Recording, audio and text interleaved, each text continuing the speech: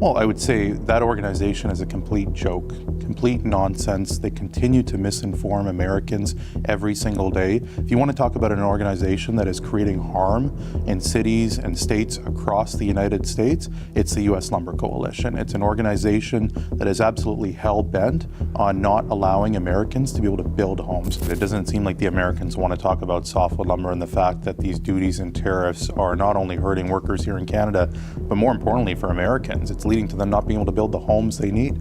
Just ask the U.S. home builders what this means for them.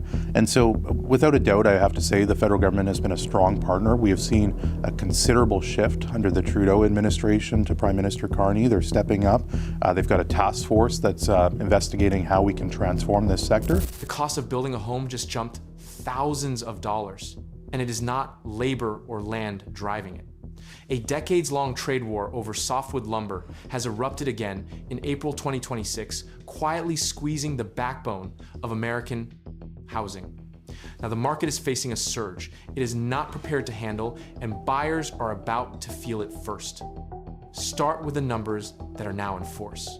Canadian softwood lumber entering the United States currently faces a combined tariff rate of approximately 45%. That figure is the product of 3 stacked layers. The U.S. Department of Commerce more than doubled existing anti-dumping and countervailing duties from 14.4% to 35.19%.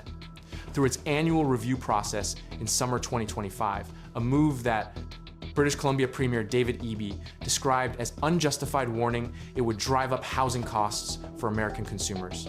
On top of those duties, Trump imposed an additional 10% Section 232 tariff on global softwood. Lumber imports in October 2025, citing national security, no CUSMA exemption exists for lumber. Under Section 232, the tariff stack and Canadian exporters carry the full weight of all of them simultaneously. The United States does not produce enough softwood lumber to meet its own construction. Demand the country imports roughly 30% of the softwood lumber it consumes. Canada supplies approximately 85% of all US lumber. Imports a share valued at approximately $4.5 billion in 2025. The dominant species at issue is spruce pine fir, known in the industry as SPF. It is the primary framing species used in American residential and construction. The United States produces substantial quantities of southern yellow pine, but does not produce SPF at the scale needed to meet national demand. The two species are not interchangeable in most applications. Builders must meet engineering specifications and building codes that require specific lumber types. When Canadian SPF becomes 45% more expensive to import, American builders cannot simply substitute a different wood and proceed as normal. In Canada, reduced access to the US market has contributed to mill curtailments, closures, and job losses in forestry-dependent communities.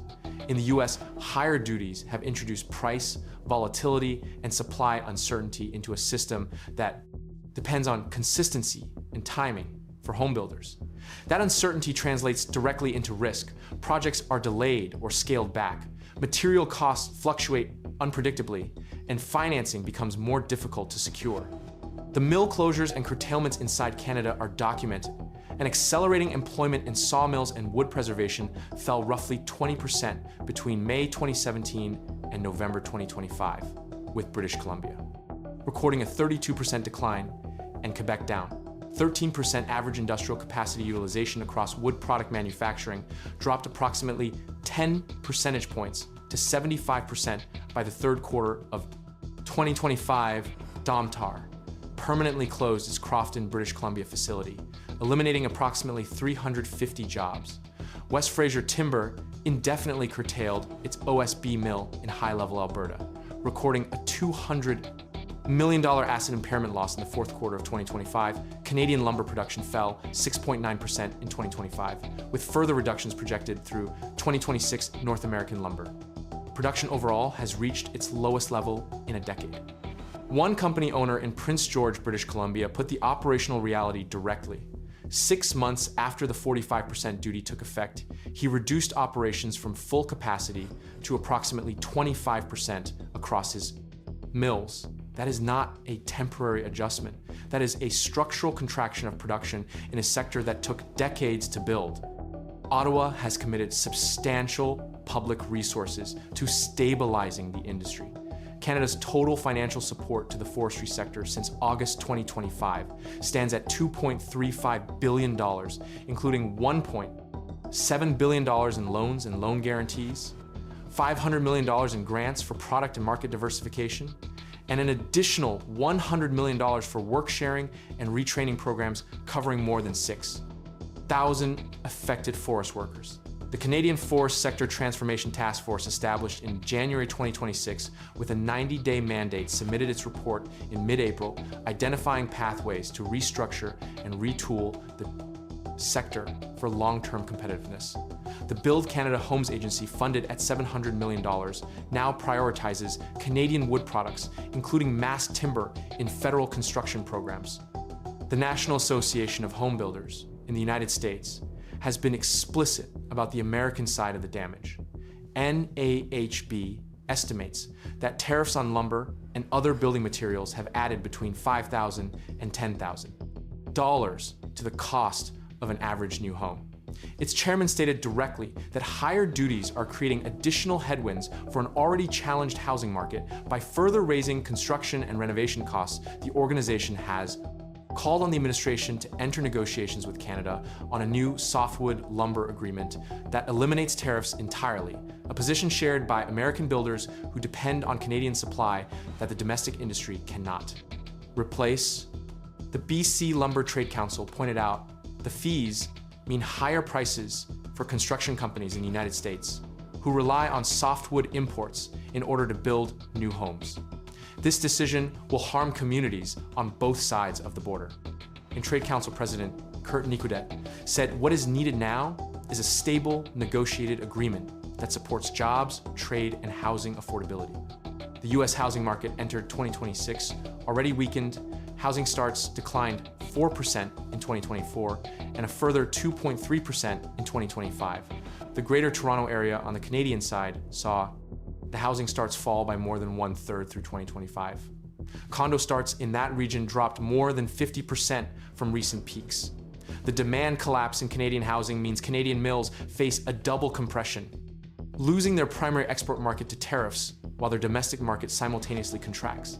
There is no short-term offset available. A new administrative review launched by the U.S. Department of Commerce on March 9, 2026, covering Canadian softwood lumber shipments throughout the entire 2025 calendar year, is now underway.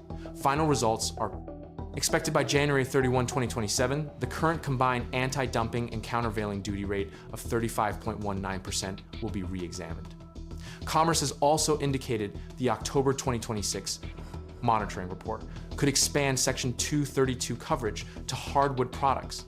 Canadian duties could move above 45% before the current review cycle concludes.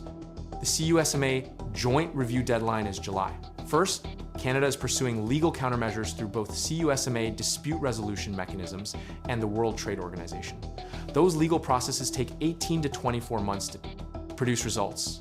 Even in successful cases, the mills closing in British Columbia, the workers filing for support programs, the American builders absorbing 5-figure cost increases on every new home, none of them can wait 2 years for a legal panel to issue a ruling.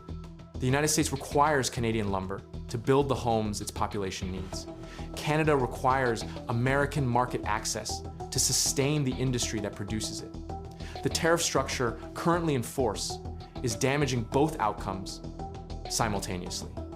And the construction sites going quiet in response are the most visible evidence that the crisis the industry warned about has arrived.